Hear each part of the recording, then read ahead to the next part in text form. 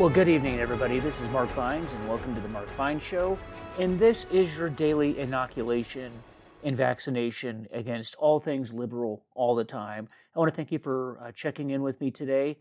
And as you know, we are about 1 week out from the election. Are you guys convinced yet that this is the election of your and my lifetime? I mean, is there any doubt in your mind that this is a very, very important election? You know, this morning I was listening to the news, and I'm in Ohio right now, and like yesterday, I wanted to tell you guys that I apologize for the sound quality because I'm on the road and I don't have my normal equipment, but we're going to do the best that we can, and we just have things that we have to talk about. And I was listening to the news, and I heard that my old police department, the Washington Metropolitan Police Department, is $40 million in debt. $40 million in debt to pay for all the overtime that they spent for all of the riots that happened during the summer. And they're having to take money away from other budgets in the city in order to pay for all that overtime. And right now, they are planning on having to get more money to pay for the anticipated riots that are going to occur after the election. Because I don't know about you. Have you guys thought about this? No matter who wins this election, no one's going to be happy. Is there anybody in my audience that believes that after this election, this is going to be over? Or do you believe that cities are going to be burning, violence is going to occur, and this is going to drag on for months? Because that's what I think is going to happen. There is no way that the Biden supporters are going to accept Trump's victory. And we've already seen from all of the leftists that have been burning the cities down over the summer of what they're capable of. I mean, it's just despicable what these people have done to our cities. And I think my prediction is that they will do even more damage if Trump wins and just destroy things to the point to where this summer will look like nothing compared to post-election. Okay? That's if Biden wins. Now, have you thought about this? If Trump wins, or rather, if Biden wins the election, what do you think Trump supporters are going to do? I mean, Trump supporters believe that the country as we know the country will cease to exist. And what do you think they're going to do? Now, as you know, most conservatives are not prone to violence. I believe that. But you do know that there's the fringe on any movement. And we can't control what crazy people are going to do. And I think that this may just put people over the top, and they may resort to violence. I don't know. I'm asking you folks. What do you think is going to happen? But I think that this is just going to be a very, very interesting time. And we are in for something just spectacular after the beginning of the year. It's just a very polarizing time, guys. It just is. And I don't know what's going to happen. I do know this, that I'm not the only one that's concerned about this. I've read articles. In fact, I'm going to share with you an article here that I came across, and it's from the Federalist. And this is an article that's written by a woman named Stella Morabito, and she wrote in the Federalist. And the title of the article is 7 Open Leftist Threats that Political Terror is Coming to America, Whether Trump Wins or Not. Examples of hostilities towards Trump and his supporters abound, but leftists' threats of terror are even greater should Biden win the presidency. So that's interesting, that according to Stella Morabito here, she thinks that if Biden wins, that there's going to be more threats of terror, not less. So here's the article, and I just want to share this with you because it's food for thought. She says, many leftists have directed some deeply disturbing rhetoric at conservatives and Trump supporters in recent months. And that's because they're the violent ones, claiming President Trump's bombast is responsible for the political polarization of today's America. This is pure nonsense, and I agree with that it's the left that has created all of this tension and all of this division. It actually started, frankly, under Obama, not under Trump. Okay, let's get that straight. Sure, Trump talks about MS-13 as animals, Antifa as thugs, and Hillary Clinton is crooked enough to be in jail. And that's because that's all true, by the way. His supporters know his presentation to be a bombastic and theatrical shtick, but he never threatens any group of voters, and that's true. That is absolutely true. He never does. By contrast, some ominous tones, even homicidal and terrorist tones, are coming from the mainstream left. Increasingly, through mainstream media and big tech, high-profile leftists are speaking openly about violence to be inflicted on Trump and all of his supporters. I'm not talking specifically about Antifa and Black Lives Matter street violence we've seen in places like Denver and Portland, which includes outright murder of Trump supporters. I'm referring here to the voices that normalize and promote open terror against any freedom-respecting person who has different views from those blessed by left-wing leaders, media, and big tech. 7 examples are included below. So that's interesting. That's interesting that she mentions this. Trump actually does not promote attacks on his opponents, but that's actually quite common on the left side. So here's some examples. Number 1, a think tank guy should meet a firing squad. First, in a chilling Twitter incident, agitator Nils Gilman called for the execution of journalist and former Trump advisor Michael Anton. Gilman publicly stated, "Michael Anton is the Robert Brussilek of our times and deserves the same fate." Brussilek was a Nazi collaborator in France whose fate was execution by a firing squad. Neither Gilman nor Twitter took down the tweet. Now, notice that the Hunter Biden story has been taken down, but this one hasn't. Despite many protests, including a public letter of grave concern from the Claremont Institute, where Anton is a senior fellow. Gilman is head of the George Soros-funded Bergeron Institute and co-founder of the Transition Integrity Project, which wargamed the ouster of Trump from the office regardless of whether he wins re-election. Anton's crime, in Gilman's mind, was publishing an article about Gilman's project in the American Mind called The Coming Coup. Why is Gilman's September 21 death threat against Anton still up on Twitter an entire month later? Will it remain up after the election? I'm saying that it probably will, but you're still not going to see the New York Times story. Or rather, the New York Post story, I should correct. That article that has been banned on Twitter is from the New York Post, not the New York Times. So number 2, shoot this CEO for not being woke enough. Second, former Twitter CEO Dick Costolo objected to the company's Coinbase's decision to ease up on forcing employees to engage in social justice agendas, such as the critical race theory. Costolo accused Coinbase's CEO Brian Armstrong of being among the Me First capitalists who would be the first lined up and shot in the revolution. Costolo, who has 1.5 million Twitter followers, added that he would happily provide video commentary of the executions. The tweet has disappeared, although there's no mention of it being deleted. The response comes with a screenshot, though. Number 3, if Trump loses, his supporters remain an existential threat. Third, if the Democrats take over the reins of power in an election, a coup, or a bought and paid for color revolution, what happens to those who have supported Trump? Take a look at this August 1st Salon article, which argues that even if Biden wins, Trumpism will survive the election and continue to be an existential threat.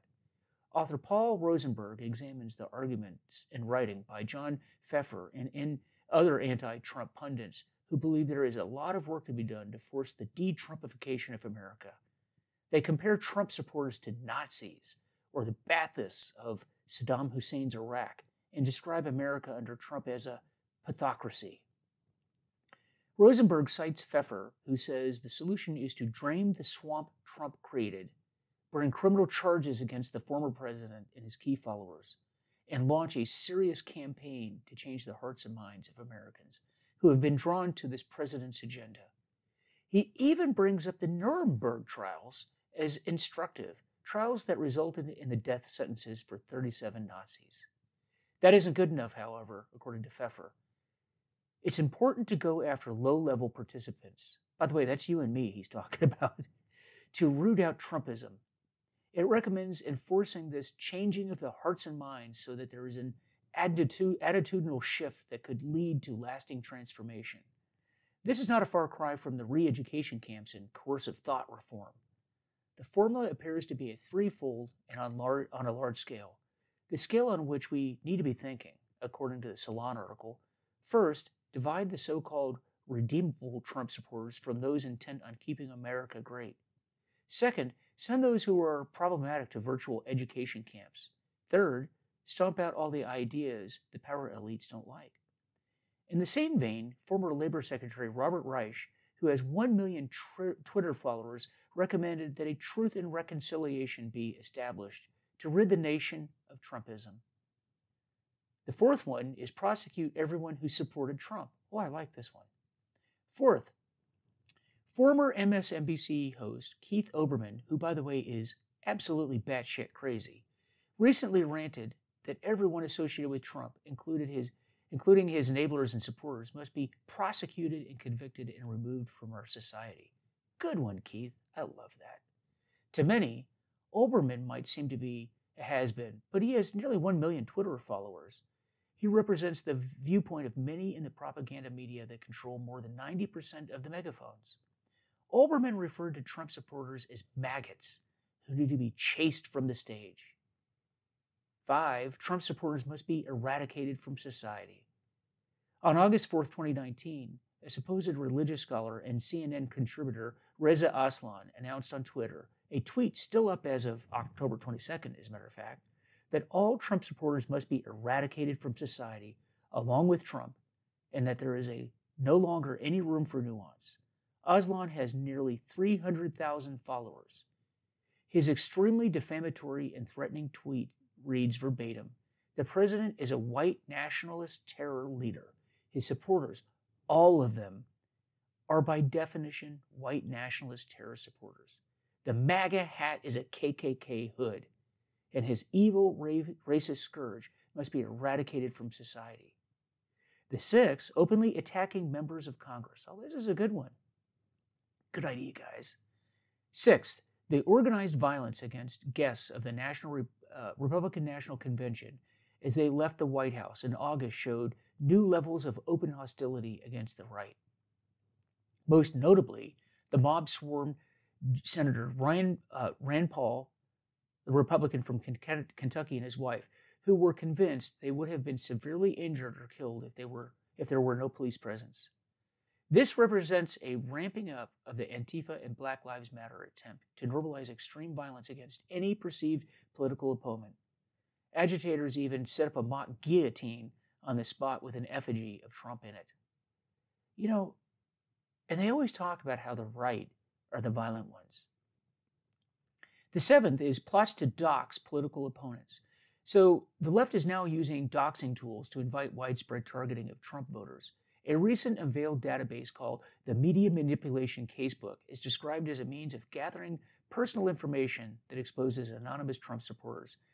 NBC News reporter Brandy Zadrozny appears to use it to find addresses, property records, even Amazon wish lists that can be a gold mine for learning about what a person reads, buys, and wants.